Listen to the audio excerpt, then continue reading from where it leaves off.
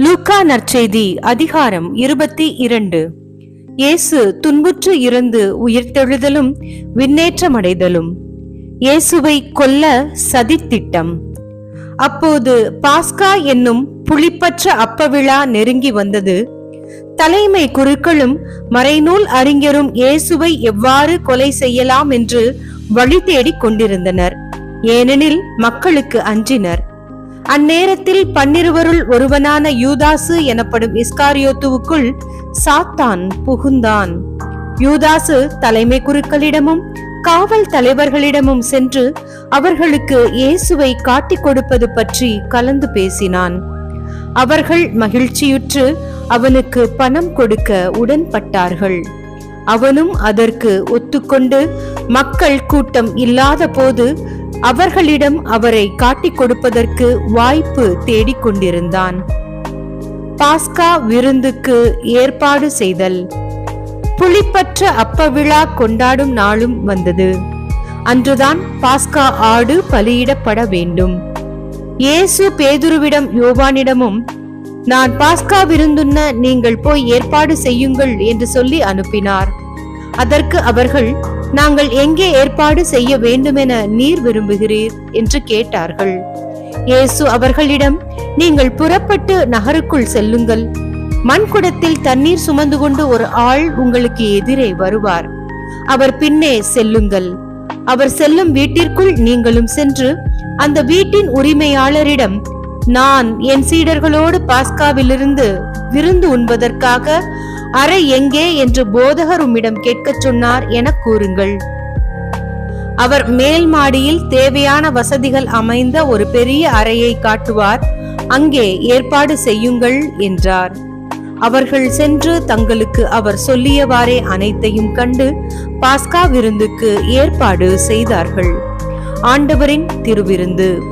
நேரம் ஆனதும் இயேசு திருத்தூதரோடு பந்தியில் அமர்ந்தார். அப்போது அவர் அவர்களை நோக்கி, நான் துன்பங்கள் படுமுன் உங்களோடு இந்த பாஸ்கா விருந்தை உண்பதற்கு மிக மிக ஆவலாயிருந்தேன். ஏனெனில் இறையாட்சியில் இது நிறைவேறும் வரை இதை நான் உண்ண மாட்டேன் என்று உங்களுக்கு சொல்கிறேன் என்றார். பின்பு அவர் கிண்ணத்தை எடுத்து கடவுளுக்கு நன்றி செலுத்தி அவர்களிடம், இதை பெற்று உங்களுக்குள்ளே பகிர்ந்து கொள்ளுங்கள். ஏனெனில் இது முதல் இறையாட்சி வரும் வரை திராட்சைப்பழ ரசத்தை குடிப்பதில்லை என நான் உங்களுக்கு சொல்கிறேன் என்றார்.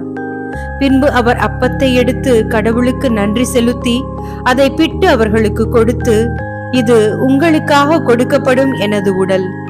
இதை என் நினைவாக செய்யுங்கள் என்றார். அப்படியே உணவு அருந்திய பின்பு அவர் கிண்ணத்தை எடுத்து, இந்த கிண்ணம் உங்களுக்காக சிந்தப்படுகின்ற எனது இரத்தத்தால் நிலைப்படுத்தப்படும் புதிய உடன்படிக்கை. என்னை காட்டிக் கொடுப்பவன் இதோ என்னோடு பந்தியில் அமர்ந்திருக்கிறான். மானிட மகன் தமக்கென்று குறிக்கப்பட்டபடியே போகிறார்.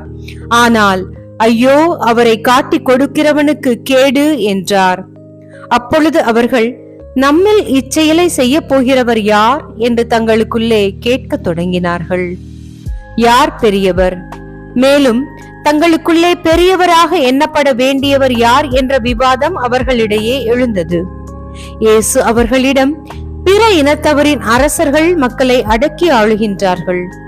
அதிகாரம் காட்டுகின்றவர்கள் நன்மை செய்பவர்கள் என அழைக்கப்படுகின்றார்கள். ஆனால் நீங்கள் அப்படி செய்யலாகாது. உங்களில் பெரியவர் சிறியவராகவும் ஆட்சி புரிபவர் தொண்டு புரிபவராகவும் மாற வேண்டும். யார் பெரியவர்? பந்தியில் அமர்ந்திருப்பவரா அல்லது பணிவிடை புரிபவரா? பந்தியில் அமர்ந்திருப்பவர் அல்லவா? நான் உங்கள் நடுவே பணிவிடை புரிபவனாக இருக்கிறேன். நான் சோதிக்கப்படும் போது என்னோடு இருந்தவர்கள் நீங்களே. என் தந்தை எனக்கு ஆட்சியுரிமை கொடுத்திருப்பது போல நானும் உங்களுக்கு கொடுக்கிறேன். ஆகவே என் ஆட்சி வரும்போது நீங்கள் என்னோடு பந்தியில் அமர்ந்து உண்டு குடிப்பீர்கள். இஸ்ரவேலின் 12 குலத்தவருக்கும் தீர்ப்பு வழங்க அரியணையில் அமர்வீர்கள். பேதுரு மறுதலிப்பார் என முன்னறிவித்தல். சீமோனே, சீமோனே, இதோ கோதுமையைப் போல உங்களை புடைக்க சாத்தான் அனுமதி கேட்டிருக்கிறான். ஆனால் நான் உனது நம்பிக்கை தளராதிருக்க உனக்காக மன்றாடினேன். நீ மனம் திரும்பிய பின் உன் சகோதரர்களை உறுதிப்படுத்து என்றார். அதற்கு பேதுரு, ஆண்டவரே, உம்மோடு சிறையிடப்படுவதற்கும் ஏன் சாவதற்கும் நான் ஆயத்தமாக உள்ளேன் என்றார்.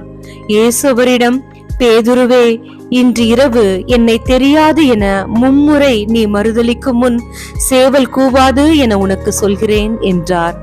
பணப்பையும் வாளும். இயேசு சீடர்களிடம், நான் உங்களை பணப்பையோ வேறு பையோ மிதியடியோ எதுவுமில்லாமல் அனுப்பிய போது உங்களுக்கு ஏதாவது குறை இருந்ததா என்று கேட்டார். அவர்கள் ஒரு குறையும் இருந்ததில்லை என்றார்கள். அவர் அவர்களிடம், ஆனால் இப்பொழுது பணப்பை உடையவர் அதை எடுத்துக் கொள்ளட்டும், வேறு பை உடையவரும் அவ்வாறே செய்யட்டும். வாள் இல்லாதவர் தம் மேலுடையை விற்று வாள் வாங்கிக் கொள்ளட்டும். ஏனெனில் நான் உங்களுக்கு சொல்கிறேன், கொடியவருள் ஒருவராக கருதப்பட்டார் என்று மறைநூலில் எழுதப்பட்டுள்ளது என் வாழ்வில் நிறைவேற வேண்டும். என்னை பற்றியவை எல்லாம் நிறைவேறி வருகின்றன என்றார்.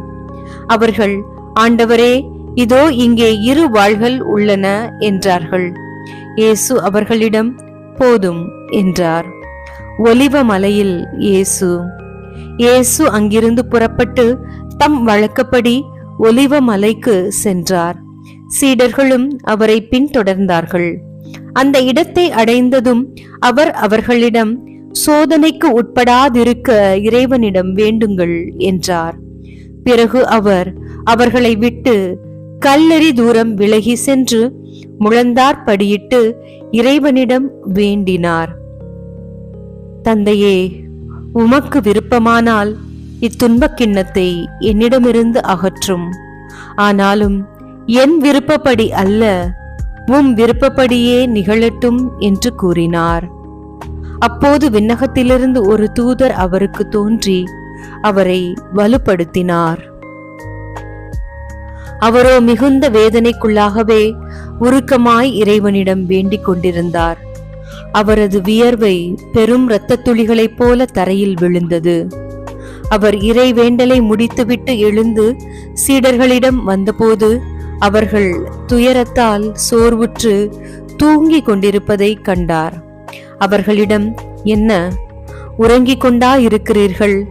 சோதனைக்கு உட்படாதிருக்க விழித்திருந்து இறைவனிடம் வேண்டுங்கள் என்றார். இயேசுவை காட்டிக் கொடுத்தலும் கைது செய்தலும். இயேசு தொடர்ந்து பேசிக் கொண்டிருந்த போது இதோ மக்கள் கூட்டமாய் வந்தனர். 12 ஒருவனான யூதாசு என்பவன் அவர்களுக்கு முன் வந்து அவரை முத்தமிட நெருங்கினான்.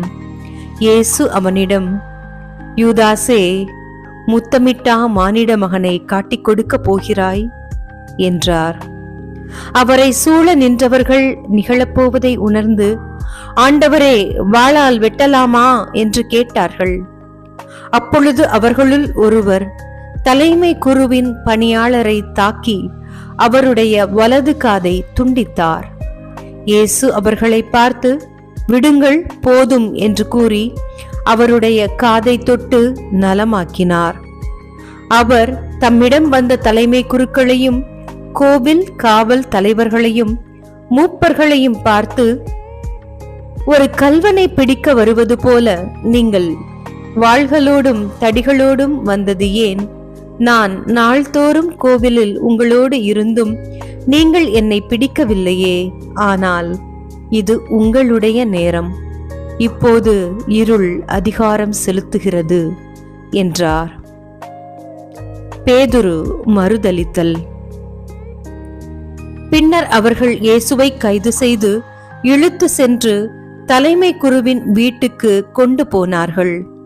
பேதுரு தொலையில் அவர்களை பின்தொடர்ந்தார். வீட்டு உள்முற்றத்தின் நடுவில் நெருப்பு மூட்டி அதை சுற்றி அவர்கள் உட்கார்ந்திருந்தார்கள். பேதுருவும் அவர்களோடு இருந்தார். அப்போது பணிப்பெண் ஒருவர் நெருப்பின் அருகில் அவர் அமர்ந்திருப்பதைக் கண்டு அவரை உற்று பார்த்து, இவனும் அவனோடு இருந்தவன் என்றார். அவரோ, அம்மா, அவரை எனக்கு தெரியாது என்று மறுதலித்தார். சிறிது நேரத்திற்கு பின்பு அவரை கண்ட வேறு ஒருவர், நீயும் அவர்களை சேர்ந்தவன்தான் என்றார். பேதுரு, இல்லையப்பா என்றார். ஏறக்குறைய 1 மணி நேரத்திற்கு பின்பு மற்றொருவர், உண்மையாகவே இவனும் அவனோடு இருந்தான், இவனும் கலிலேயன்தான் என்று வலியுறுத்தி கூறினார். பேதுருவோ, நீர் குறிப்பிடுபவரை எனக்கு தெரியாது என்றார்.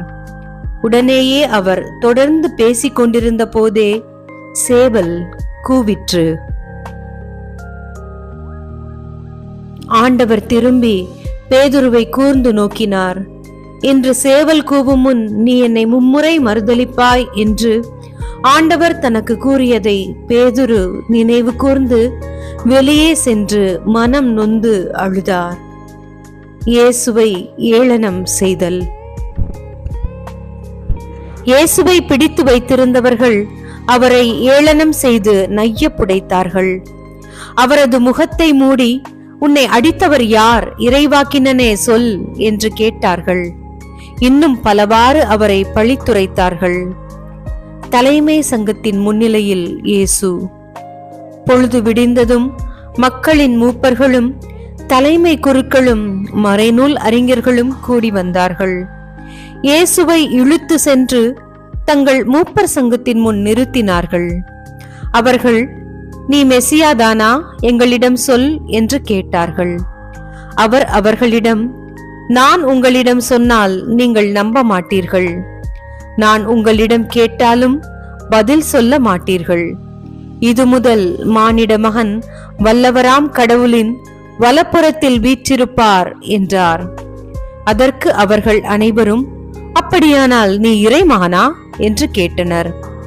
அவரோ, நான் இறைமகன் என்று நீங்களே சொல்லுகிறீர்கள் என்று அவர்களுக்கு சொன்னார். அதற்கு அவர்கள், இன்னும் நமக்கு சான்றுகள் தேவையா? இவன் வாயிலிருந்து நாமே கேட்டோமே என்றார்கள். கிறிஸ்து வழங்கும் வாழ்வு தரும் நற்செய்தி. கிறிஸ்துவே உமக்கு புகழ்.